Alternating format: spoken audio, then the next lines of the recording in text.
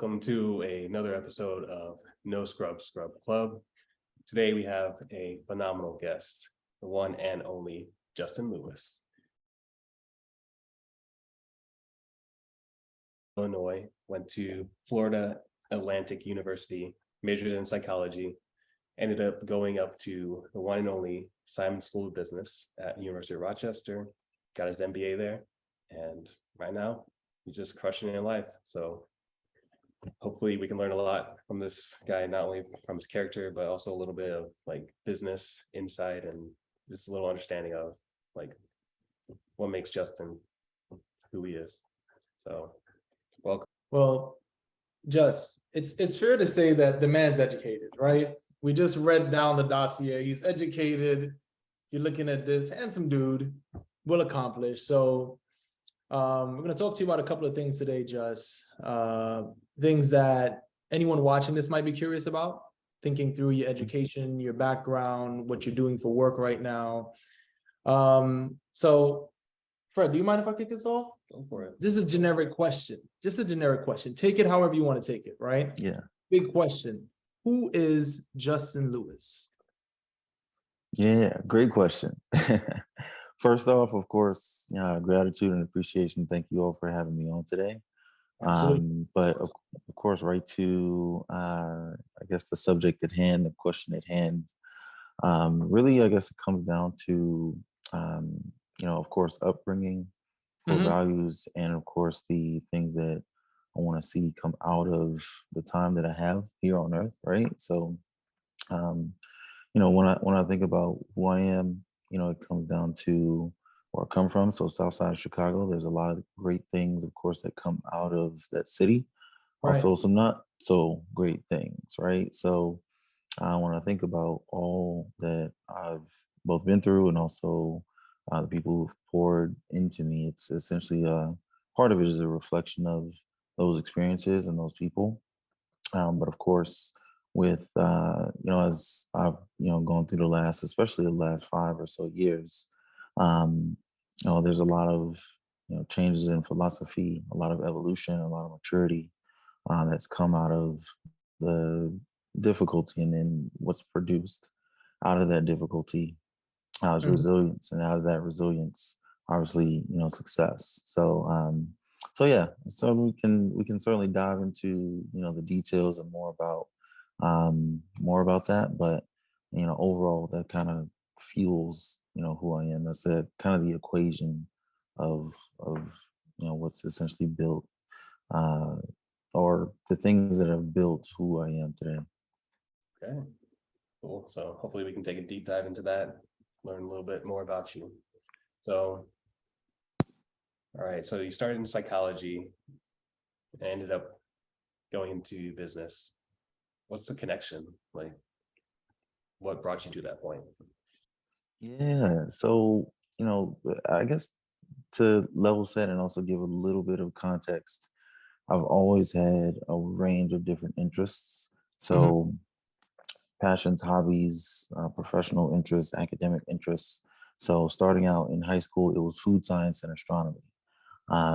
Two subjects that I loved and also was a bit of an ace at. And then when I got to the collegiate level, I was starting to, I guess, embark on that evolutionary journey of trying to find out, who I am, what makes me tick, trying to put effort into figuring out the ways in which I think and how I operate. So that led me to studying psychology to gain more of an understanding about self, relationship dynamics, as well as, kind of how the world works. So there was always an interest in business, I would say, on like the consumer insights side or user experience side, or essentially trying to figure out how people make decisions, or of course, offshoot of that, business decisions specifically. But at that time, I wanted to finish what I started instead of switching majors. So that's why I stuck with psychology. And once I started my career, I started to make that transition into business. So started out working at my alma mater, so Florida Atlantic University, in their College of Business and their College of Engineering. Yeah. And then I also transitioned. I was actually working in a volunteer role as well, same time with the Project Management Institute, same time as well as also in the United States Naval Reserve. So again, the theme or trend of having a lot of different interests, those things also open up a wide range of doors for me. And I think as far as what I do now, it was the budding stage of what I do now. So fast forward, I was thinking about ways in which to transition further into business, learn more about project management, and took a leap of faith to go work at a real estate development firm in South Florida.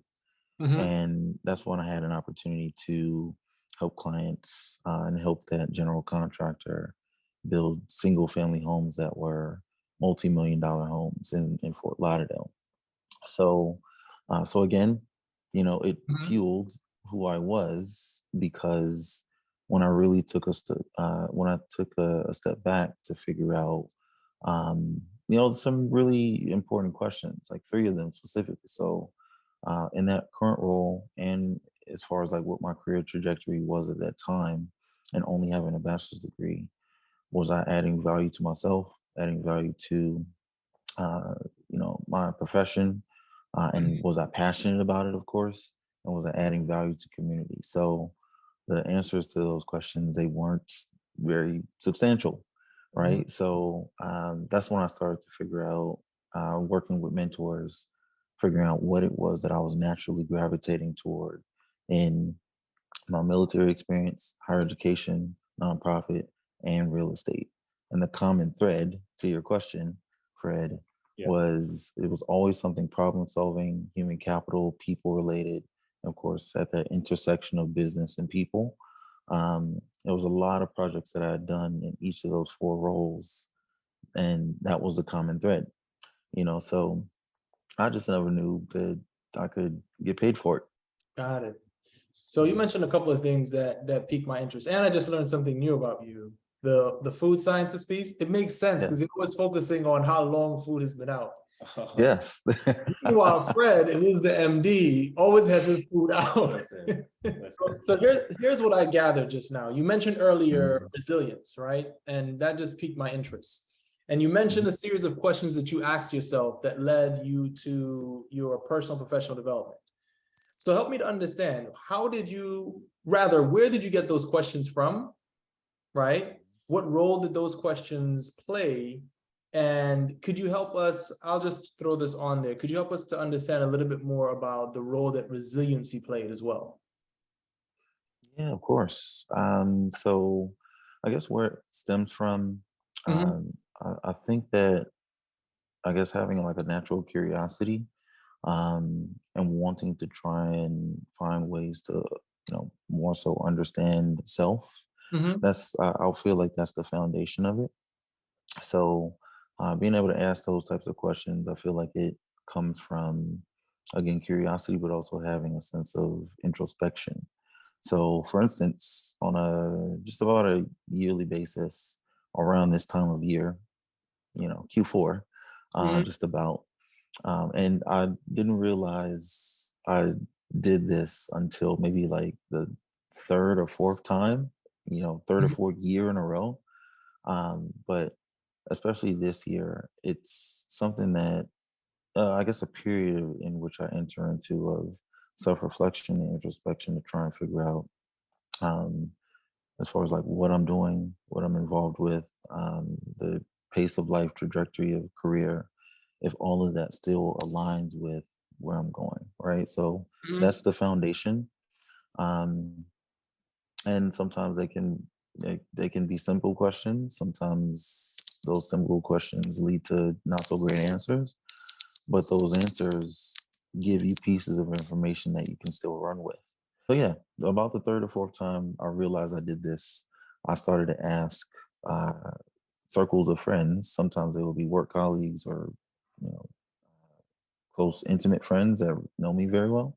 Mhm. Sometimes I would ask them similar questions, but they would be more targeted as far as, um, yeah, they will be more targeted in a way where I'm asking them, you know, please give me your upfront, honest, complete opinion, but I want to know, some of the things that you like, love, don't love about me. They'll typically be a laundry list of good, right? Mhm. But to some extent, some of that stuff is probably already known.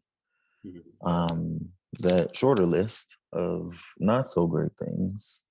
Um, if we were to think about the Johari window, um, we're at the graduate level and beyond, right? So these Mhm. frameworks or quadrants, for instance, like the Johari window, there's one of the quadrants that says there are things that are known to you that are very known to other people. So Mhm. that short list is something that those people that are surrounding me are shining a spotlight on, right? So now that Right. list is known, there can be steps taken to try and improve it. So yeah, that's kind of like the foundation of it all. And I guess more so to your second or third question, which was what those questions mean. Um, I think it really stems from trying to be able to stay or remain focused. And those check-ins that you typically have when you ask yourself questions like that, um, it just speaks to, again, the type of person I am. So going to try to like pull out a little bit more. So Mhm. it was a good way of understanding like how you approach being resilient. But have there been any times where you're like, I don't know if I can push through this, or I don't know if being gritty or being resilient is enough? Like, is there a story that you remember where it's like, hey, this is rough, and like, how did you maneuver that?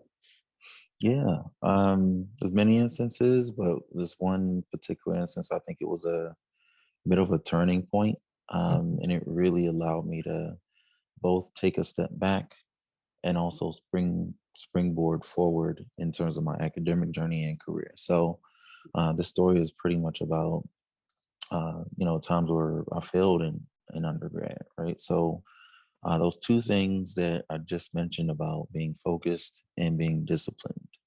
Yeah. Um, I think a lot of people who I grew up around, had those things, and of course, they did their best to like teach me those things.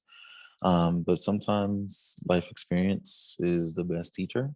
Mhm. So in this instance, I can recall back in undergrad where, quite honestly, just wasn't doing the best academically, and it really took me to a point where there was options that I had to try and figure out whether it was like, all right, well, either I'm going to continue or I'm gonna probably have to like take a step back, or take a step away from undergrad to try and figure this out. Um, and I think it was, it was like a bit of a confluence of events. So on top of the struggles academically, was also issues that were going on like the family side too. So um, you can think about like the housing crisis, and at that time, stepmom and my dad had moved from Chicago down to Florida, into retirement. And of course, the crisis, unfortunately knocked off, I want to say about half, maybe a little bit more of the value of their home. Well, they, of course, still had to maintain like mortgage payments effectively, right? So Right. on top of academic issues and family issues, there was some decisions I had to try and make to try and refocus, and then Mhm. also do something that could help my parents financially, and then also help myself professionally too, and academically. So yeah, I think it was an opportunity that I took to actually take about a year away from undergrad to join the United States Naval Reserve, which I think was probably one of the best decisions I actually ever made, Mhm. because there's, that decision enabled, a ton of benefits, obviously, but the things that I just mentioned. So from a academic professional standpoint, there's a lot of doors that opened.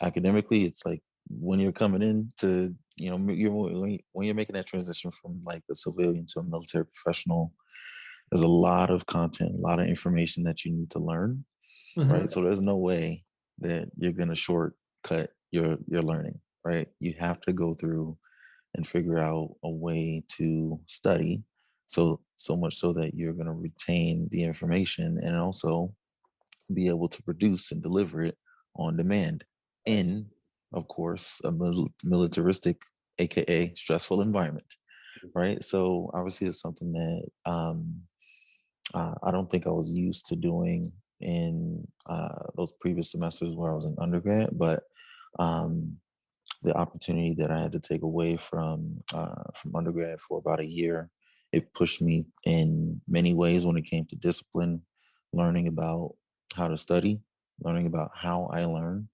um, and then being able to show and prove when the opportunity arose.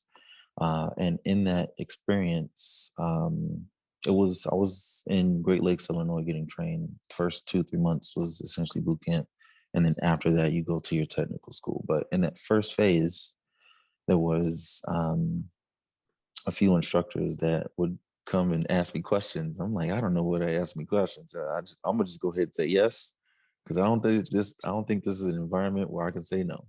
Wow. So right, so that led to them select based on my physical fitness and fitness tests, being able to produce information on demand, and then also being able to showcase some degree of like high potential, high professionalism, military bearing, and all that.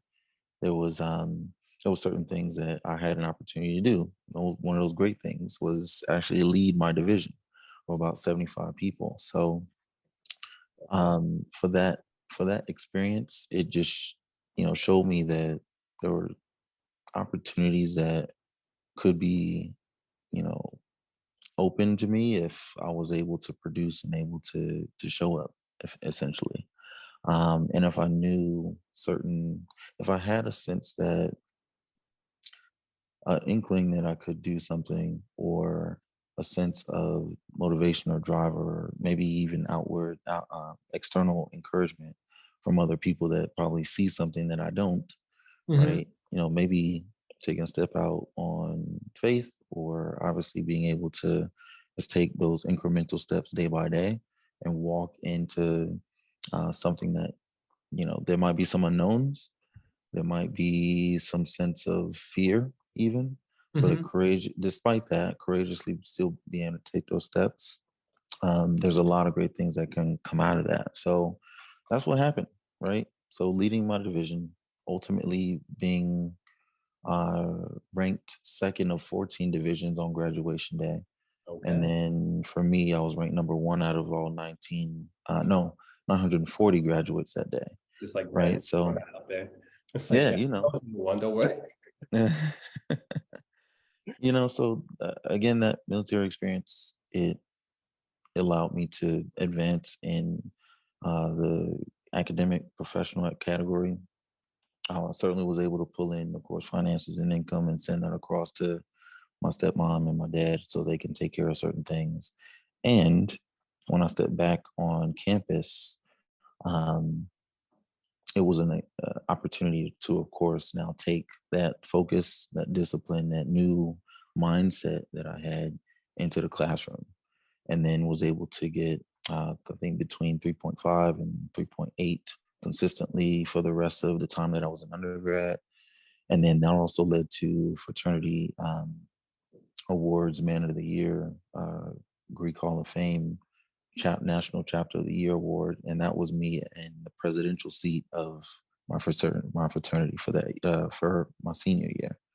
So it was kind of the mindset change, environment supporting that, I guess, more so step for action. So take the Mhm. mindset, go for action, get the stuff done, and then you start to see the changes. Nice. Yeah, that's right. How old were you at this point? The point where you had to make those decisions to step out, join Navy, and then Mhm. transition back in. What was the age around that time? Yeah, this was around like 21. So One. that year took me, yeah, to 22, and then the last year and a half to finish out undergrad took me to about 24. Okay. So you're 21 at this point. Help me to Mhm. understand, was this an experience where you thought of your transition into manhood? How emblematic was this experience? Or were there other, I could be off here. Was there another moment or other experiences that you would say sort of led to the transformation of the man that we know today? Yeah.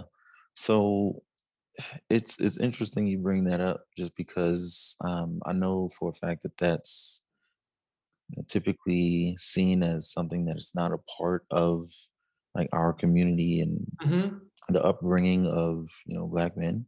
So I if I were to think about a word to describe it, Mm-hmm. um, or a couple words, Please. uh, crucible is one that comes to mind, right? Okay. So being able to go through an experience like that, Mm-hmm. um, even though it wasn't something where, let's just say, I was surrounded by folks like yourself, Mm-hmm. or folks from my community that were, let's just say, elders, or let's say 40, 50 plus years in age, and of course they have the ability to like pour into, even though that's not what this experience specifically was. um there were people who, in my mind, kind of filled those seats, right? So people who were, supremely advanced in their careers, they were able to pour into each and every one of them of my shipmates at that time, but of course more so specifically me because I was in that leadership seat. And then the individual journey that I'm going through Mm-hmm. that is layered in there, obviously. So the things that I'm thinking about on a day-to-day basis or up late at night on a nightly basis, either thinking about or preparing for. And then there's a relationship component to that too, while making sure I connect with as much as possible each of the 75 people that were in my division. So I guess that overarching journey, the individual component where it's me thinking about or taking a, let's just say, outsider's perspective, looking back into myself on a daily basis in terms of how I'm performing, where I'm failing, and also some of the things obviously that I want to get out of this experience ultimately. And Mm-hmm. then that relationship component where there's no possible way that I could be in this leadership seat if like people didn't believe in what I had to offer. Even kind of growing up, can you tell us about like how it was growing up, either with family or even just finding mentors on your way? What were some stories that really stuck out to you? Yeah. So if you can believe it, my dad, he was born in 1933 in Jamaica. Um, I think that's the common thread we have together, Fred.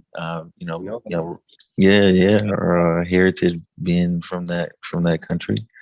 So there's a lot of pride that Jamaicans carry about like the culture, the heritage. Mm-hmm. Um, and I think my dad he did a really great job in terms of like being able to pass that down.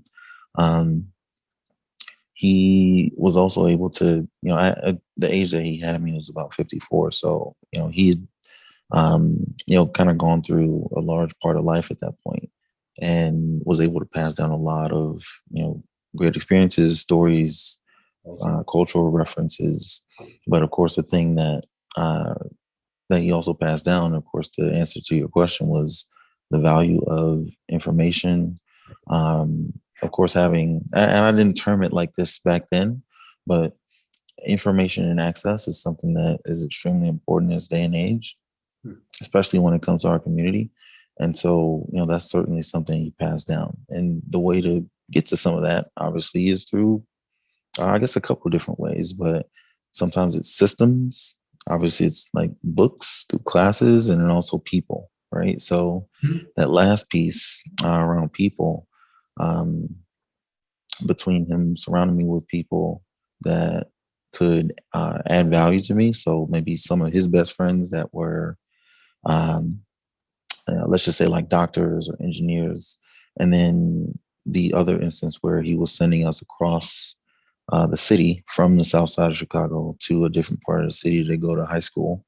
And that opened up a ton of doors just because of the type of high school it was. And then, of course, being surrounded by a different set of people that had access to different levels of information that, of course, fueled, you know, a type of, uh, uh, yeah, I guess effectively it fueled the type of person I am, and also gave me an exposure to a very diverse environment. Mhm. And within that environment, I have access, of course, to different people. And then you fast track that from high school years to grad school.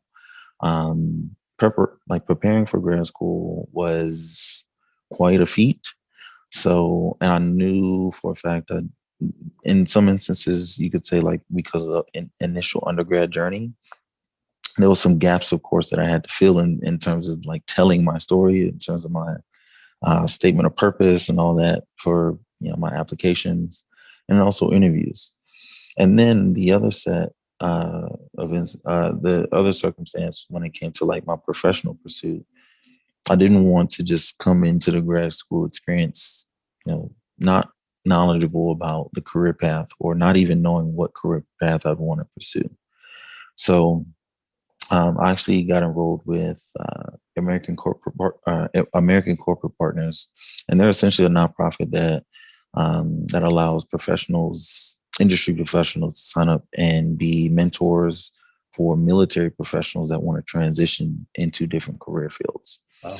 So both of my mentors, both pre pre MBA and the entirety of my MBA journey, were in HR. The second one was in human capital consulting, which is what I do now. Oh, Right. So they filled in a ton of gaps on a monthly basis. On the front end of that, trying to help me figure out, what it was that I gravitated toward so that I could try and focus in on what my next step academically was. And then also, of course, signing on the dotted line as far as recommendations, which was a huge push. And then throughout grad school, when I'm preparing to talk to, these big entities, big four, big three consulting firms, they helped me make that transition from, I guess you could think about like that transition from student to civilian, civilian to military professional to grad student to consultant. So, at each transition point, there were people helping me make those transitions. Right. So that by the time I'm stepping into a scenario, an office, phone call, or whatever it is, the feedback that sometimes I get in that moment or after the fact is just, and it's surprising to us that you haven't done consulting before because you already sound like a consultant. Right. Where is it on your resume? Because it has to be here, Mm. right? So all those people helped me to, of course, refine my story, refine my presentation, my delivery, and also again get extremely focused in on the information, giving me access to the information that I would need to gain further access to different opportunities. Right. So yeah, those are, some of the things that happen as far as like my journey and the people that were able to help me along the way when it comes to mentorship. So, Jess, in talking through your earlier narrative, as well as some of the transformative experiences you've had in college, you mentioned a couple of words that are not within the American context, is not normally attributed to Black men, right? Those words or concepts or ideals were accountability, responsibility, mentorship, growth. How important is that to you currently in your role? Right. So that's the meso level, and on a macro level to your life and your practices in general. Yeah. I mean, it's consistent, and I feel like it's been consistent. I would say for the entirety of my life thus far. Mm-hmm. So, in every way, if you if you come to a place where you're plateauing, or maybe I can speak to myself, when I get that sense, there's an urge to try and make a change in some way, shape, or form. Growth. Right. So yeah, absolutely. And so, once that idea comes about, maybe even before that, maybe when that feeling comes about that Mhm. produces an idea, and that idea, maybe you ponder on it, you ask questions. Obviously, that level of introspection comes about. Mhm. Um, Maybe, of course, you're gathering data from different sources. And of Mhm. course, after that, with that type mindset, you're hopefully being able to chart either chart a course or make a plan, problem solve around what it is that you might need in order to move from this, but now more so to like if you're thinking about a chart, if you will, like up and to the right trend, Right. right? Enter my love for investments and finance. Um, so I guess, with that mindset, I mean, even if you don't know either who to turn to, Mhm. I would say in this day and age when there's access to information at the swipe of a finger, there's almost no excuse, right? So I think it, of course, behooves folks to surround themselves with the right people that can also help them identify when those things are happening. But even you as a person, especially, and I would say it's paramount for our community, um, because both the rate of change that the world is going through right now, and again, maybe the finance aspect when it comes to like wealth building or legacy building. And I have a little bit more to say on that just because I just came from an Advancing Black Legacy Mhm. conference at UPenn this past weekend.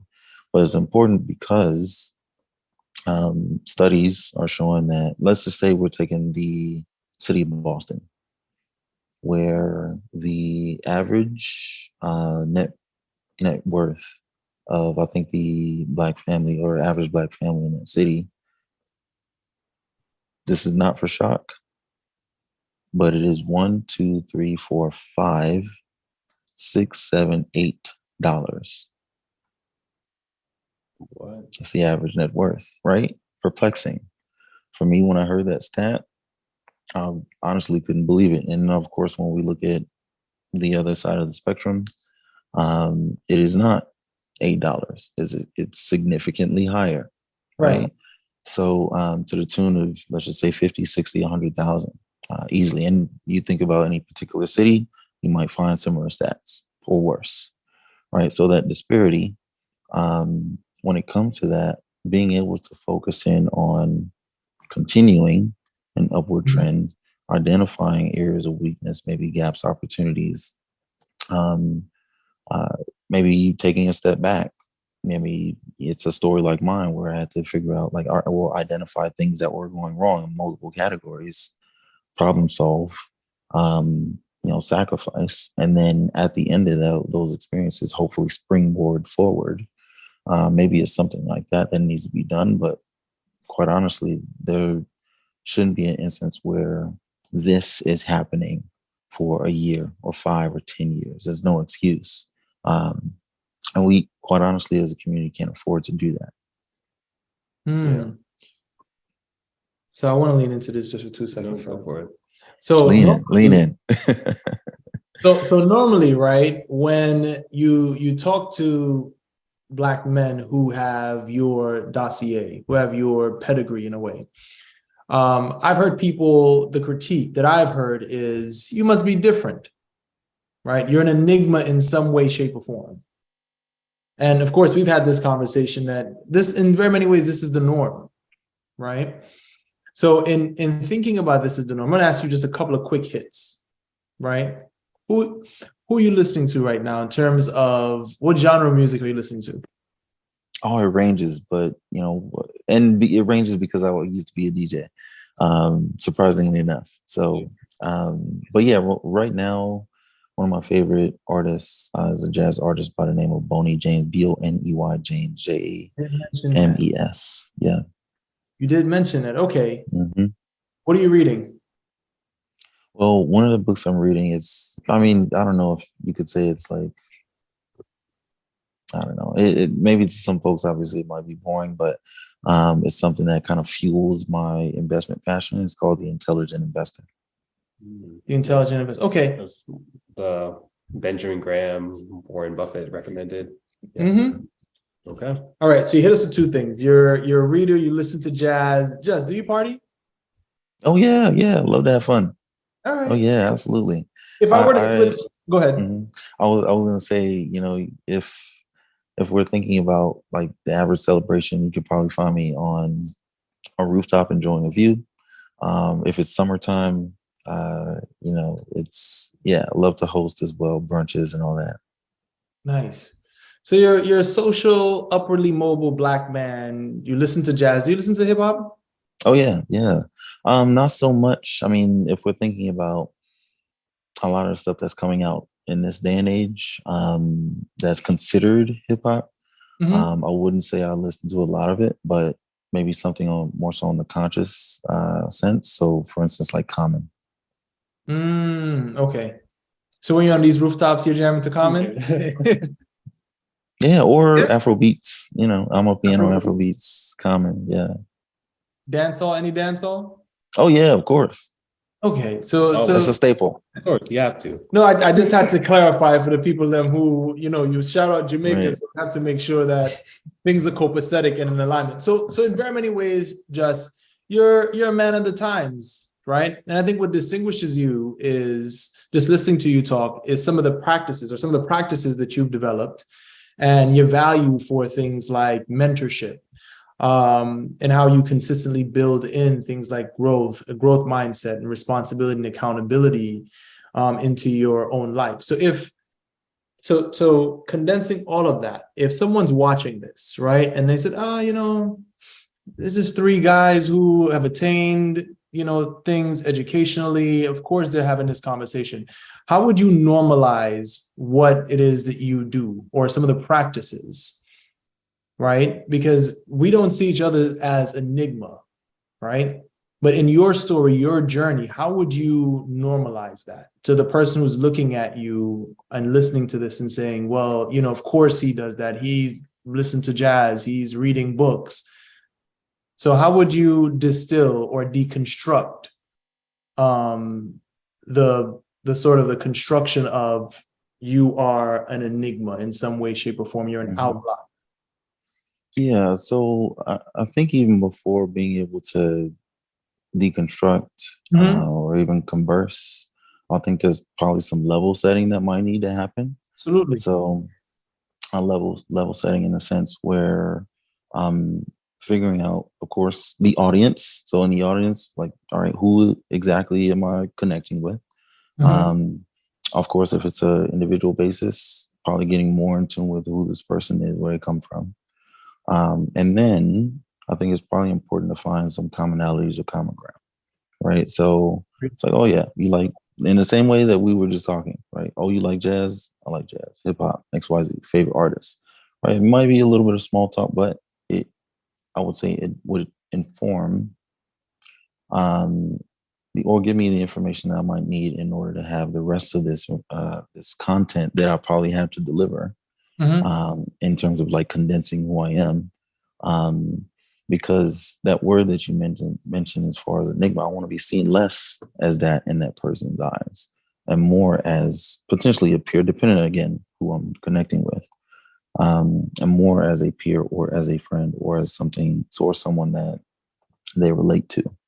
I think that's what would need to happen first. And Context. then, right, yeah. And then after that, we would try and go into different experiences where I'll let them know it's like, all right, well, yeah, life is difficult. Life is not easy. Here's some of the things that I've gone through, maybe currently going through as well, at each stage. And I think this is also something that my time in University of Rochester helped me out with, because being able to surround yourself with a support system is extremely important. And you all, in my time up there, were a part of that support system, and of course, that persists to this day to this day. So that piece, as far as relationships and surrounding yourself with the right people, being able to give that type of context is what I would effectively do. And then the information or content or questions or inquiries, answers, whatever it might be, in the category of like passions, pursuits, professional endeavors, all that, that's when we would start to dig into that. Um, the thing that I connect with a lot of my mentees about, Mhm. and these are typically like first years or undergrads at U of R, first year MBAs, I should say, Mhm. or undergrads at U of R.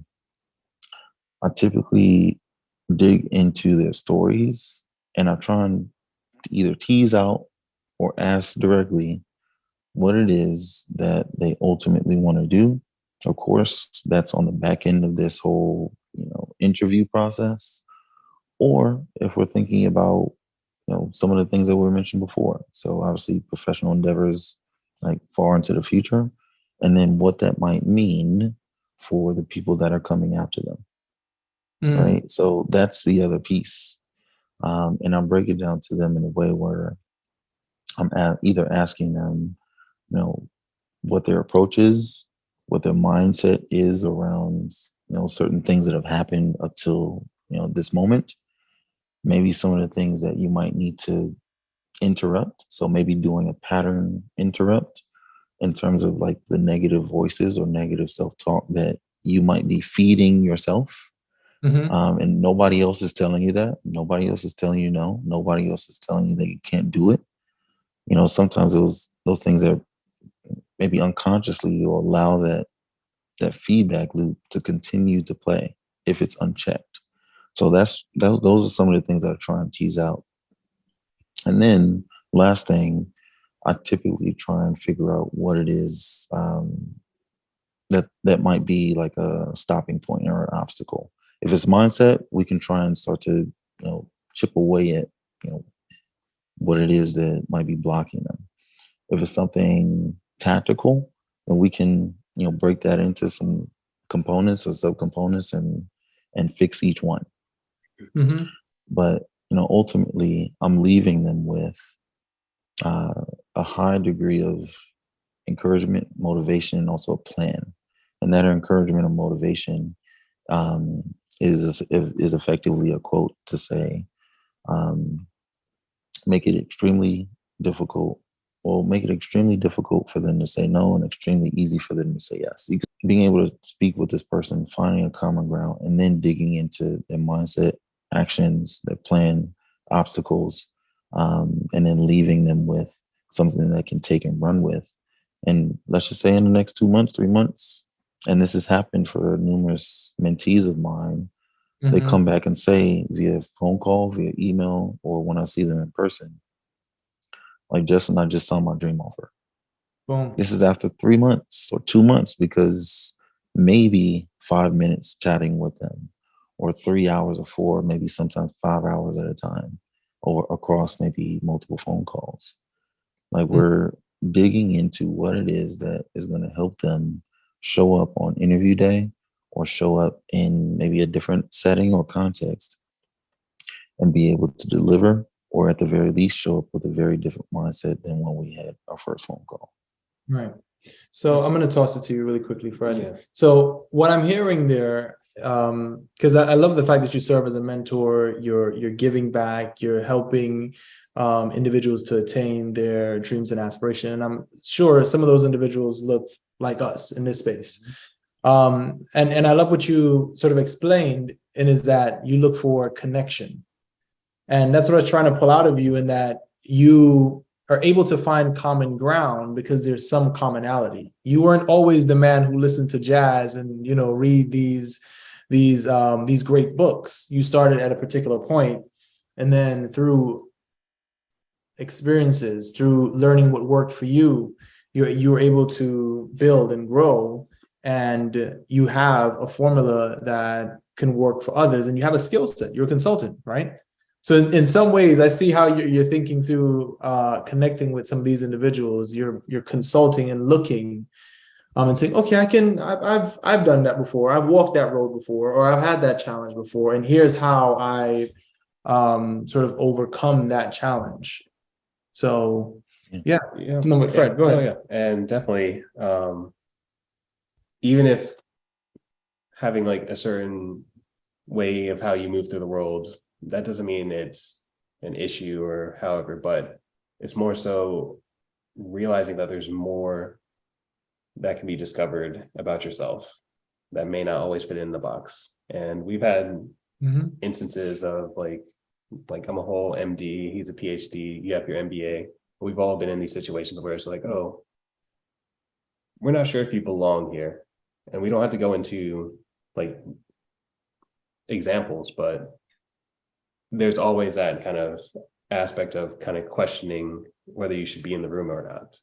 But the fact that they were like, oh, hey, you already sound like a consultant. Mhm. You came from this mindset of, here are the things that I'm good at. Here is who I see myself as. So I will portray myself in that light. So I think that's another big reason why I went into psychiatry in the first place, like helping to change the mindset. So we can only do so much about how the world sees us. But even just doing stuff like this can kind of help have these discussions about, sure, the world may see us as this, but if we're moving differently, after a while, they're just going to be like, okay, well, I can't really say that about this person because that is not what I see. And that's not what I'm continually seeing. And these aren't enigmas. Yeah. So, Yeah, one thing I'll add there, and this is coming from this conference that I just came from this past weekend. This is coming from a gentleman who is a high level VP at Blackstone. So Blackstone, they manage like 66 billion. And so it was like the assets under management, AUM for short, is about 66 billion. Heavy into a lot of alternative investments, real estate, and what have you.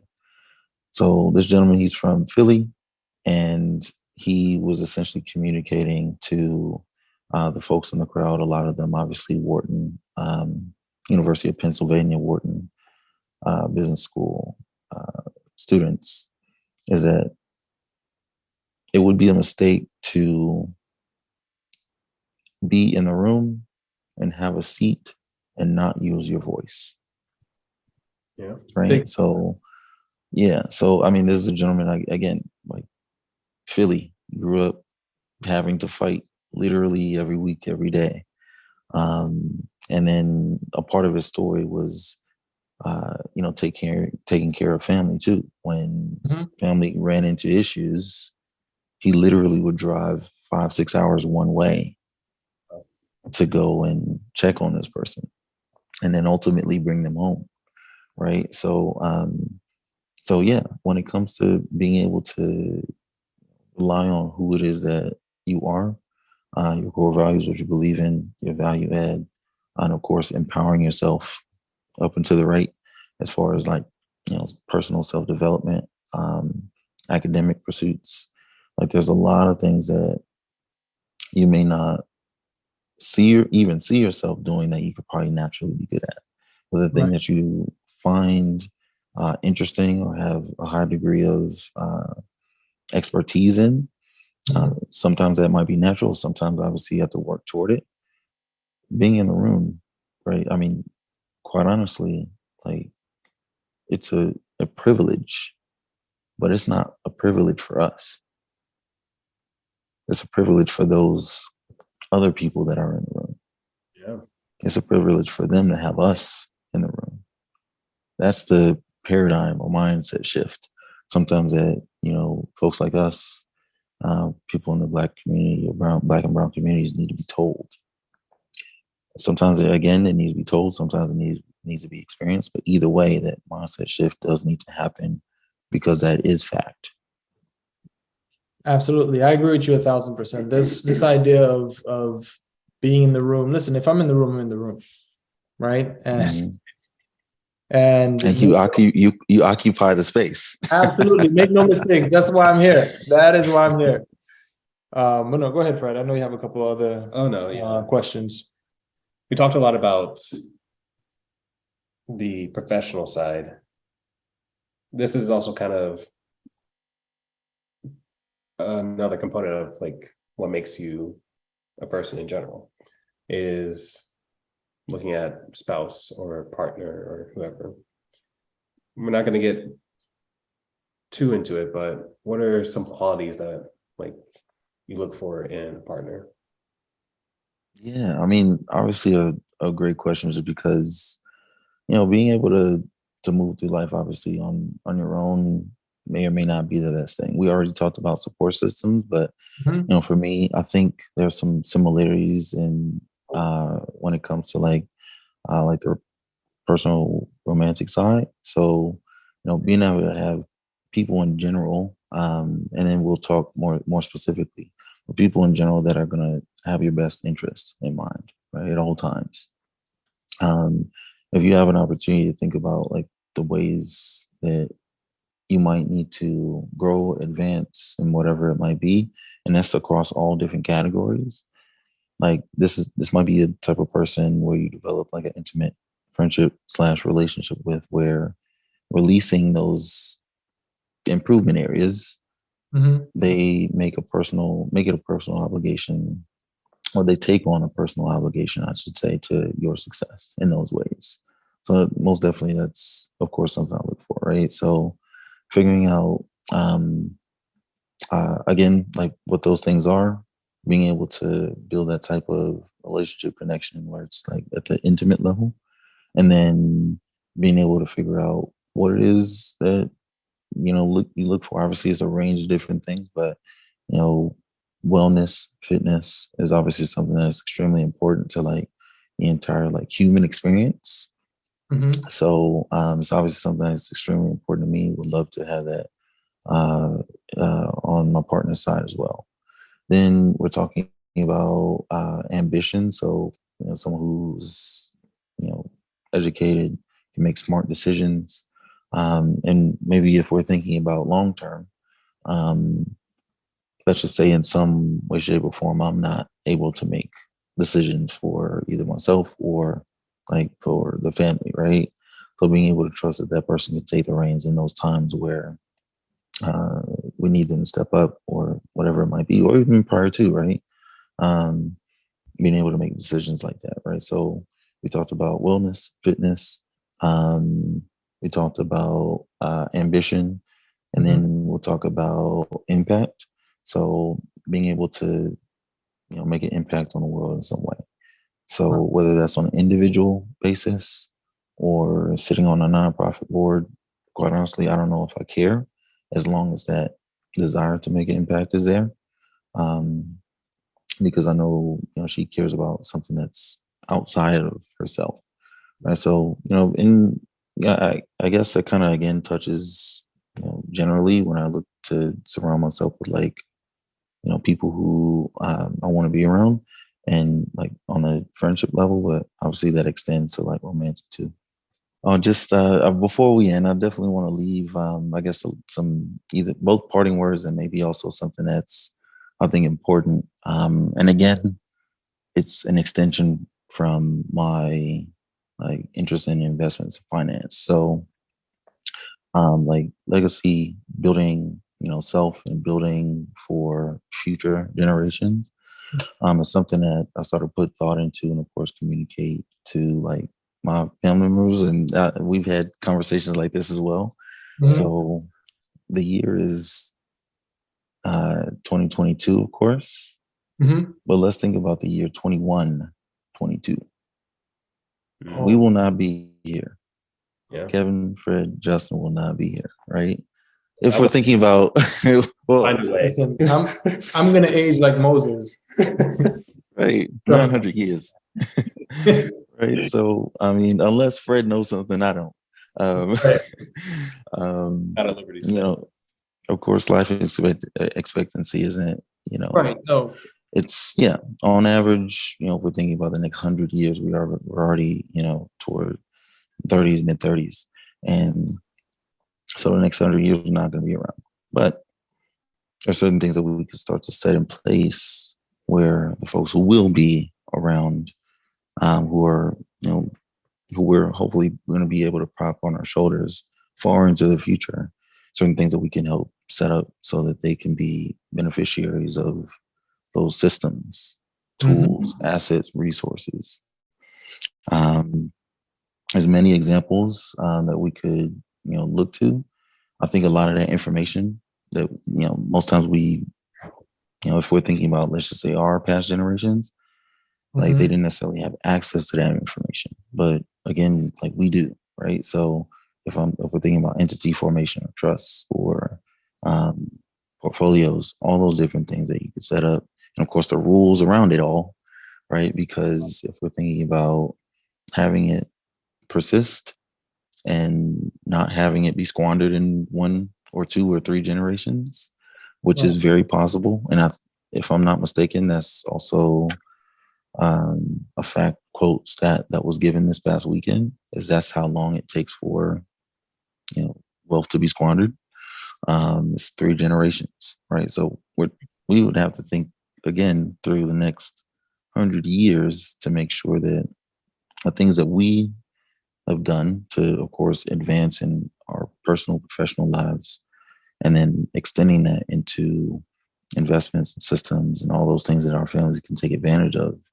We now have to set protocols in place, have conversations like this, of course, connect with folks who run some of the biggest, wealth management firms in the world, right? We have access to those people. And then maybe if we're thinking about from a mentorship perspective, of course, relaying that information down to family, but also continuing to do either stuff like this or connecting back through to like local area high schools like we used to do in Rochester. And of course, the undergrads, like relaying, because of our connection, being a conduit from the folks that we have access to the folks who don't have access to the information or those people. Like we have the opportunity to do that now, right? So both for our families and for our communities. So that's, essentially just something I just want to leave, just because I think it's extremely important. And then, by the time it's, all said and done, there's a different way of life, different upbringing. Obviously, a lot of those values hopefully are going to be transferred as well into the folks who are coming after us. Yeah. Hey, so I want to thank you again for being here, and welcome to the club. Scrubbing Hey, thank you. Yes, sir. Thank you all.